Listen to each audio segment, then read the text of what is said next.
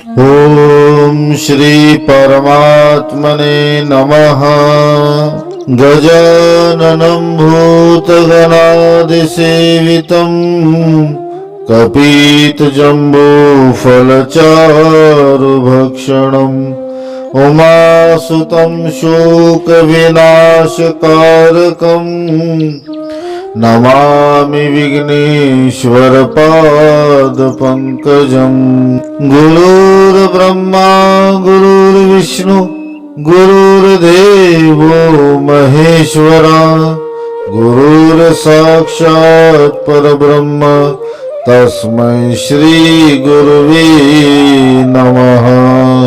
नारायण नमस्कृत्यं नरं चैव नरोत्तमं देवीं सरस्वतीं व्यासं ततो जयमुदीरयेत्।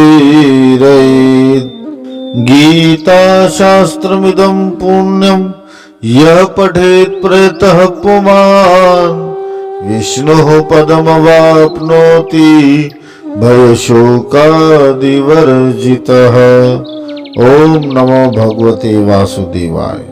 सभी को ओम नमो नारायण।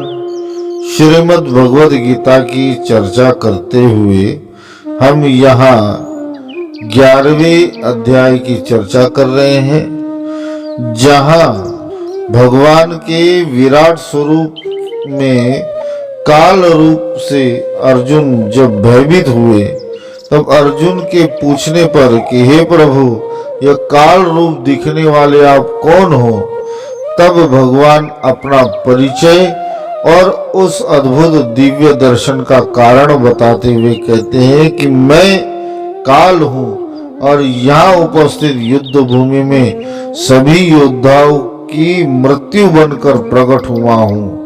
इसलिए हे अर्जुन, तू जिनके मरने का शोक कर रहा है वे पूर्वों में ही मेरे हाथों मारे जा चुके हैं। इसलिए तू अपना कर्म कर, क्योंकि यदि तू ना भी मारेगा तब भी वे मरेंगे ही। 33वें श्लोक में भगवान कहते हैं, तस्मात् त्वमुत्तिष्ठ यशो लभस्व जित्वा शत्रून् भुङ्क्ष्व राज्यं समृद्धम् मयि निहताः पूर्वमेव निमित्तमात्रं भव सव्यसाचीन। अतएव तू उठ, यश प्राप्त कर और शत्रुओं को जीतकर धन धान्य से संपन्न राज्य को भोग।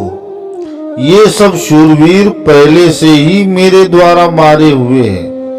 हे सव्यसाचीन, तू तो केवल निमित्त मात्र है। इस श्लोक में भगवान अर्जुन का उत्साहवर्धन करते हुए तस्मात् उत्तिष्ठ पद का प्रयोग कर रहे हैं, अर्थात कि जिनके बारे में तू शोक कर रहा है कि वे तुम्हारे हाथों मरेंगे, वे तो पहले ही मारे जा चुके हैं।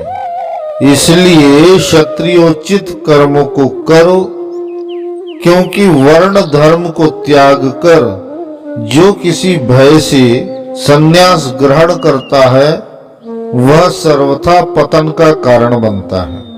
और भगवान का इतना कहना ही पर्याप्त है कि शत्रुओं को जीतकर समृद्ध राज्य भोगने के लिए तैयार हो। भगवान का यह कथन अर्जुन को आश्वस्त करने के लिए पर्याप्त है कि युद्ध में तेरी ही विजय होगी और विजय प्राप्त करने के बाद उस विजय श्री से प्राप्त ऐश्वर्य भोग को तू भोग और संसार में अपनी कीर्ति स्थापित कर तथा दुर्लभ यश को प्राप्त हो। यहाँ सव्यसाचीन पद के द्वारा अर्जुन को ही भगवान ने संबोधित किया है। सव्यसाचीन अर्थात जो बाएं हाथ से भी बाण चला सकता हो उसे सव्यसाची कहते हैं। भगवान का यहाँ आशय यही है कि हे अर्जुन, तुम दाएं और बाएं दोनों हाथ से समान रूप में बाण चलाने में निपुण हो और परम योद्धा हो, तो तुम्हारे लिए इन योद्धाओं को जीतना कौन सा कठिन कार्य है। और निमित्त मात्र भव पद से भगवान यहाँ यह भी स्पष्ट करते हैं कि ये सब मेरे द्वारा पहले ही मारे जा चुके हैं, इसलिए इनको मारने पर तुझे कोई दोष नहीं लगेगा। कर्म जनित शुभाशुभ फल से तू लिप्त नहीं होगा, इसलिए तुम केवल निमित्त मात्र हो। अर्जुन क्षत्रिय योद्धा है, इसलिए राष्ट्र रक्षा के लिए एवं धर्म के रक्षा के लिए क्षत्रियों का युद्ध करना ही परम धर्म है। भगवान अर्जुन को यहाँ यही प्रोत्साहित कर रहे हैं कि संपूर्ण संशयों को त्याग दे और अहंता तथा ममता से रहित होकर निष्काम भाव से युद्ध कर। 34वें श्लोक में भगवान कहते हैं, द्रोणं च भीष्मं च जयद्रथं च कर्णं तथान्यानपि युद्धवीरान् मया हतास्तवं जहिमा व्यतिष्ठा युद्धस्व जेतासि रणे सपत्नान्। द्रोणाचार्य और भीष्म पितामह तथा जयद्रथ और कर्ण तथा और भी मेरे द्वारा मारे हुए शूरवीर योद्धाओं को तू मार, भय मत कर। निसंदेह तू युद्ध में उन वैरियों को जीतेगा, इसलिए तू युद्ध कर। इस श्लोक में 4 मुख्य योद्धाओं का नाम भगवान ले रहे हैं। प्रथम द्रोणाचार्य जी। यह सर्वविदित था कि जब तक द्रोणाचार्य जी के हाथ में शस्त्र है तब तक उन्हें कोई हरा नहीं सकता, और साथ ही अर्जुन के गुरु होने के कारण भी अर्जुन उनसे युद्ध करना तथा उनके वध निमित्त किसी शस्त्र का प्रहार करना अर्जुन उसे पाप ही मानते थे। और भीष्म पितामह की शूरता तथा युद्ध कौशल जगत प्रसिद्ध था, जिसके आगे संसार की कोई भी सेना नहीं टिक सकती थी।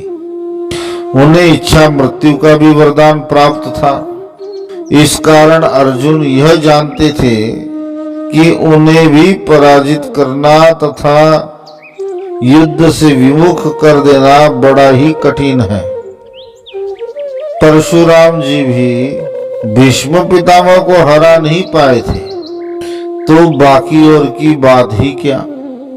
जयद्रथ स्वयं बहुत बड़े वीर थे, और जिस समय जयद्रथ द्रौपदी का अपहरण करने वाला था उस समय पांडवों के द्वारा वो पकड़े गए, और पांडवों द्वारा अपमानित होने के कारण जयद्रथ ने शिवोपासना करके उनसे वरदान प्राप्त किया। और कर्ण भी अर्जुन से कोई कम वीर नहीं था।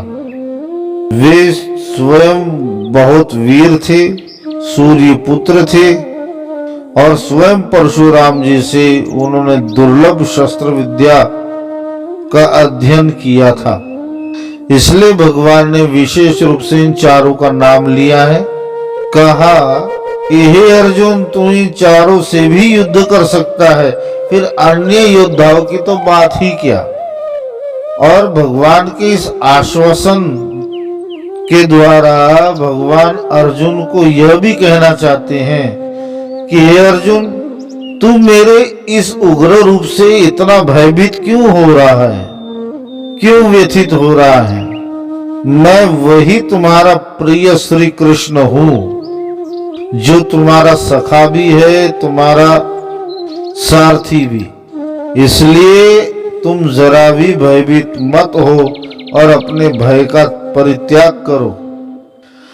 इस प्रकार भगवान के मुख से सब बातें सुनने के बाद अर्जुन की कैसी परिस्थिति हुई और उन्होंने क्या किया, इस जिज्ञासा पर संजय कहते हैं।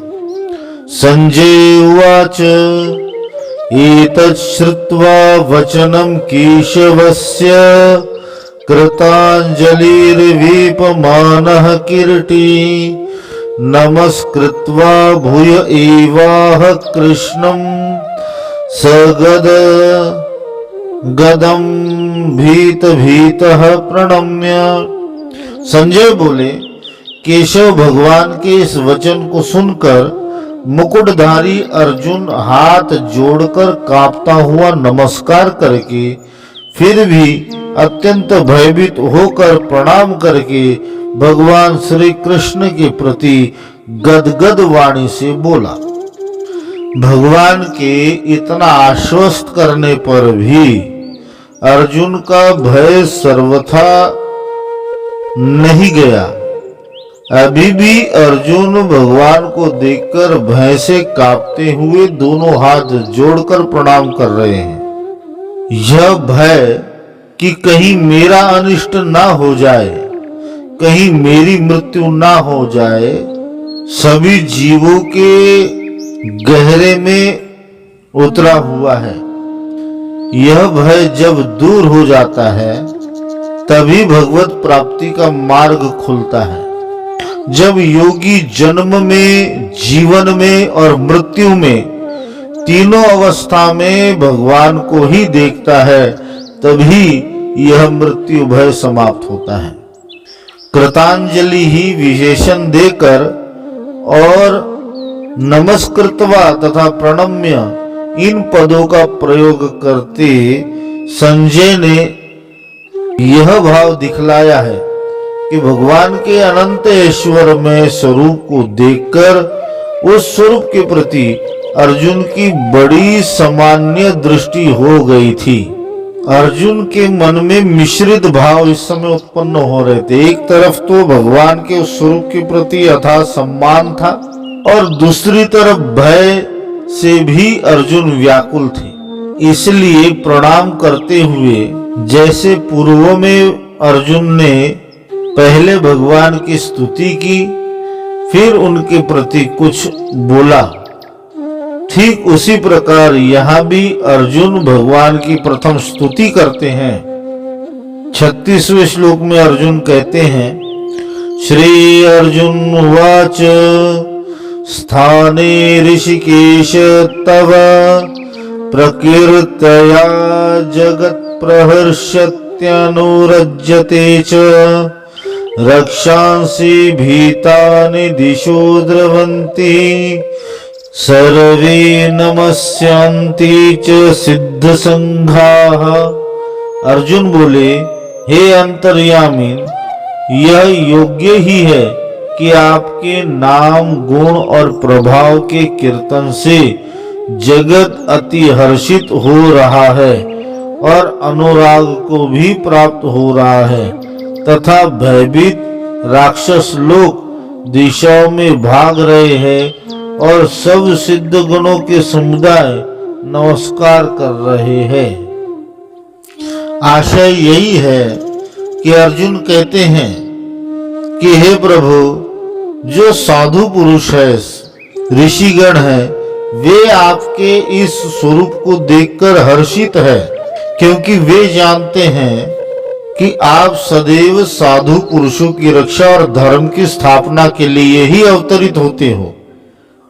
परंतु असुर आपके इस स्वरूप को देखकर अत्यंत भयभीत है और वे इधर उधर भाग रहे हैं। आपके नाम, रूप, गुण, प्रभाव और महात्म्य के उच्च स्वर से कीर्तन द्वारा यह चराचरात्मक समस्त जगत अत्यंत प्रसन्न हो रहा है और सभी प्राणी प्रेम में विवल हो रहे हैं।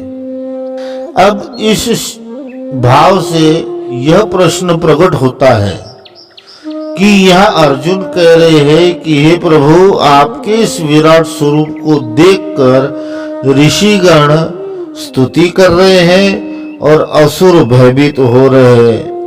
तो भगवान का यह विराट स्वरूप इस समय कौन देख रहा था? क्या ऋषि और समस्त चराचर जगत और असुरों भी भगवान के उस विराट स्वरूप को देख रहे थे? यदि नहीं तो अर्जुन को ऐसा क्यों प्रतीत हो रहा था कि विराट पुरुष की महर्षिगण स्तुति कर रहे हैं, कीर्तन कर रहे हैं तथा असुर लोग भय के मारे इधर उधर दौड़ रहे हैं? तो इसे ऐसा समझना चाहिए कि अर्जुन जो कुछ भी देख रहा था वह भगवान श्री कृष्ण के शरीर के एक अंश में ही सब कुछ देख रहा था। जितने भी दृश्य अर्जुन को दिखाई दे रहे थे वे सब के सब उस विराट रूप के ही अंग है। उस समय इसका बाहरी जगत से कोई भी लेन देन नहीं था। 37वें श्लोक में अर्जुन कहते हैं, कस्माच्च तेन नमेरन् महात्मन् गरीयसी ब्रह्मणोऽप्यादिकर्त्री अनंत देवेश जगन्निवास त्वमक्षरं सदसत्तत्परं यत्।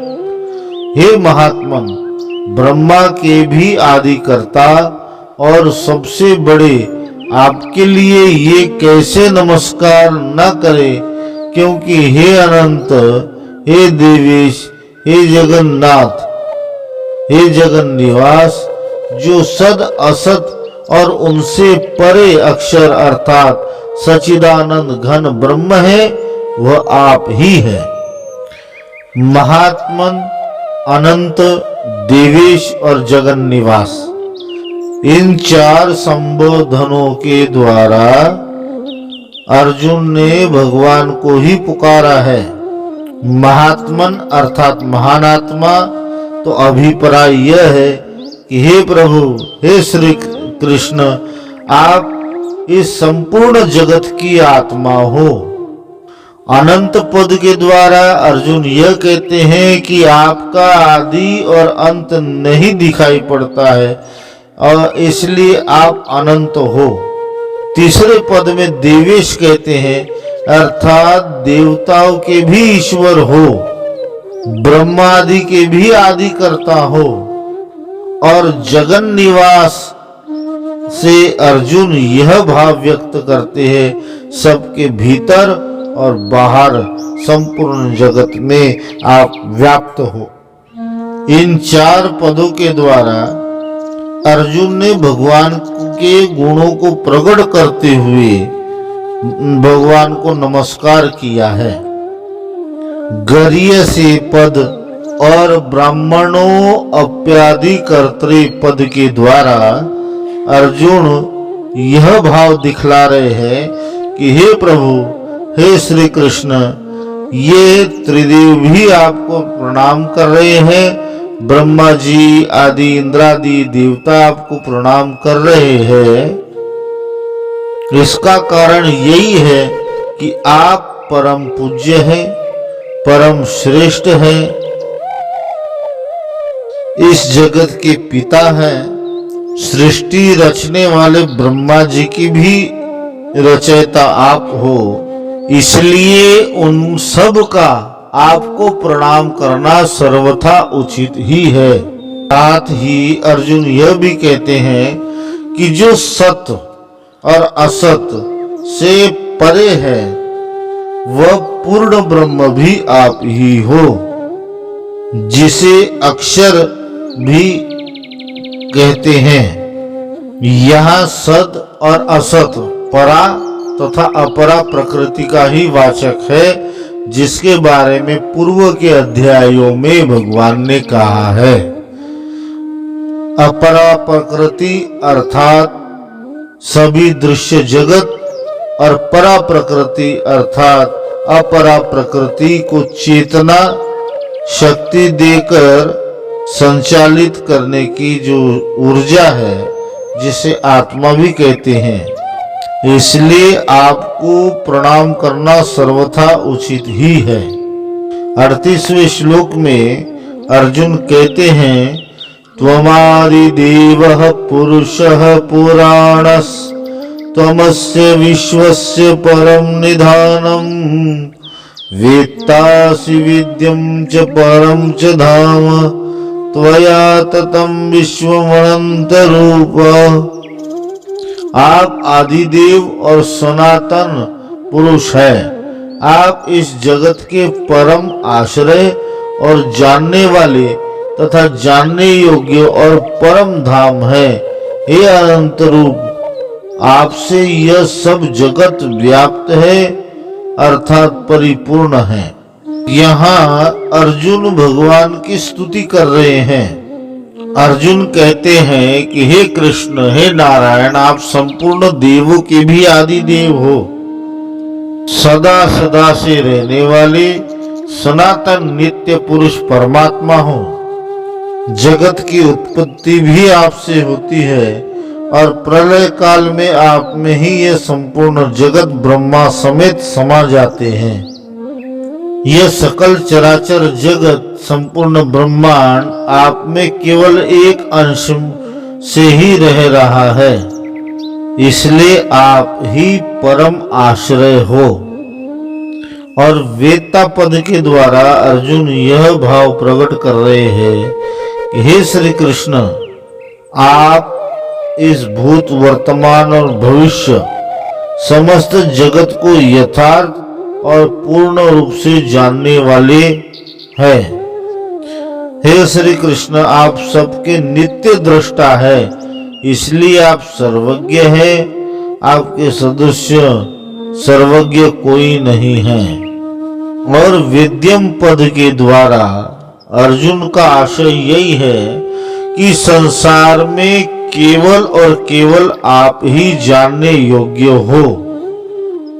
आपको जानना ही मानव जीवन का परम उद्देश्य है। और परम तथा धाम विशेषण पदों का प्रयोग करते हुए अर्जुन यही कह रहे हैं, यह भाव प्रकट कर रहे हैं कि जो मुक्ति को प्राप्त परम गति है, जिसे प्राप्त कर फिर मनुष्य को वापस लौटना नहीं पड़ता, वह साक्षात परम धाम हे श्री कृष्ण आप ही हो। पूर्व में भी भगवान का यही वचन था कि सब मुझ में स्थित है और मैं सब में स्थित हूँ। उसी बात की पुष्टि करते हुए अर्जुन यहाँ कहते हैं कि हे ईश्वर, सारे विश्व के प्रत्येक परमाणु में आप व्याप्त है। इसका कोई भी स्थान आपसे रहित नहीं है। ओम नमो भगवते वासुदेवाय। हरि ओम तत्सत, हरि ओम तत्सत, हरि ओम तत्सत।